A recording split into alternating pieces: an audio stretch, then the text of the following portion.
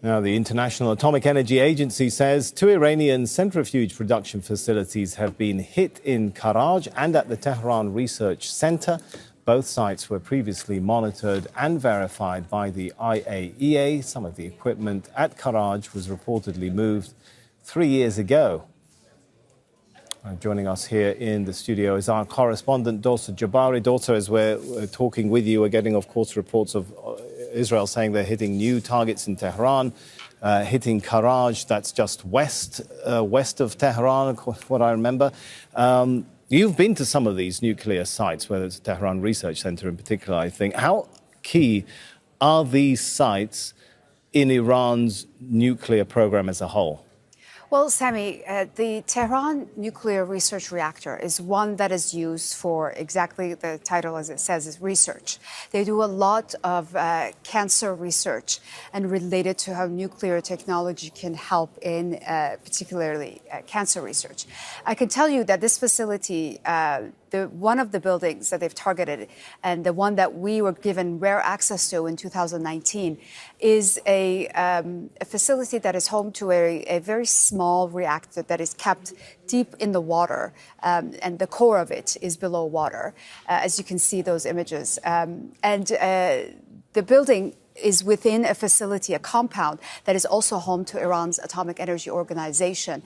And it is in the Amirabad neighborhood of Tehran, a very densely civilian area of the city. This facility is the first nuclear facility Iran built. I think actually, as you're talking, by the way, we're running pictures here, exclusive pictures from your visit back in 2019 when you went to that site, that just so viewers are aware of what, but continue, Dorsa. Yeah, this facility was actually commissioned during the Shah's time in the 50s, and it was the Americans, interestingly enough, that built it.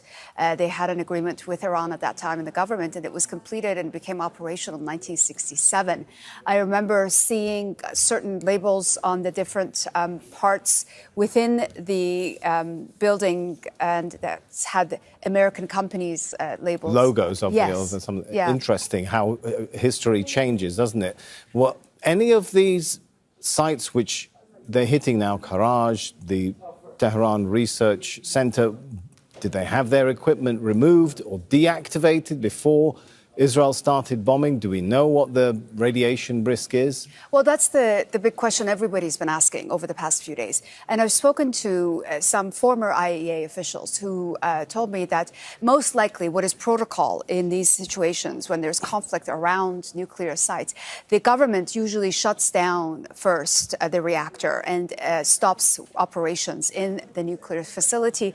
And then based on the threat levels, they will decide whether or not to move any material out of harm's way. But in this case, we know that Israel launched a surprise attack on Iran.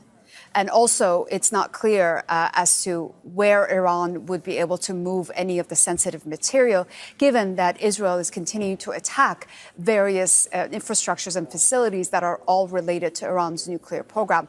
But the immediate threat of radiation is very low, according to the International Atomic Energy Agency, who also revealed today, we learned about this attack through the agency because Iran is obliged under its agreements with the nuclear watchdog to keep in touch with them during this period to let them know what's been hit and exactly what's been targeted and what is the extent of the damage. So the IAEA, who also, by the way, has permanent inspectors living in Iran, could assess the threat level and the situation and make the necessary recommendations. Dorsa, do we know, just on that point you mentioned, do we know what the extent of the damage is at some of these nuclear sites? We are basing our information on satellite imagery and what we're being told by the Israelis. Can that give you the full picture for underground facility? No, briefly? No, absolutely not, because the part of Natanz nuclear facility and the Fordo nuclear facility are completely underground, so we have no idea the extent of the damage, and we're just relying on the information that is coming from both sides, which is to be questioned. All right, well, let's hope the IAEA's got it right. It's reading right on this one. Thanks so much, Dorsa Jabbari, our correspondent who's covered these nuclear facilities and installations extensively over the years. Good to have you with us here. Let's bring in Dorsa Jabbari now. We're going back to that story we just brought you in those pictures of a very large explosion taking place in Beirut, the Lebanese capital. As you can see there, huge plumes of smoke and trails of fire. Dorsa joins us now from Beirut. Dorsa, tell us what we know about what we're looking at right now. Well, Sammy, the Israeli military issuing a number of forced evacuation threats again for the southern suburbs of the capital, Beirut, a short while ago. Now, prior to those warnings, there were at least 3 airstrikes, 2 of them happening in Harat Horek neighborhood of the southern suburb and 1 outside of the southern suburb of the capital in the Janay neighborhood, a building we understand that could be affiliated with a prominent journalist belonging to the Hezbollah affiliated network, television network of Al Mayadeen. Now, we are still waiting for confirmation, but the other strikes that have just happened are in the Dahia neighborhood, the area of Harat Horek, and we believe that it was another assassination attempt on a prominent Hezbollah figure. Now, we are still waiting for confirmation.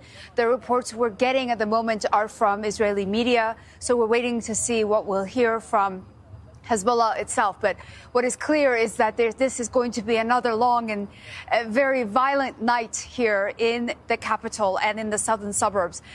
This is, of course, a continuation of what Israel says is its objectives in Lebanon, to basically get rid of Hezbollah's capabilities, whether it be its weaponry and military capabilities, as well as its social infrastructures. We've had attacks on hospitals affiliated with Hezbollah, TV stations affiliated with Hezbollah, charities and financial firms affiliated with Hezbollah that have been targeted over the past few weeks.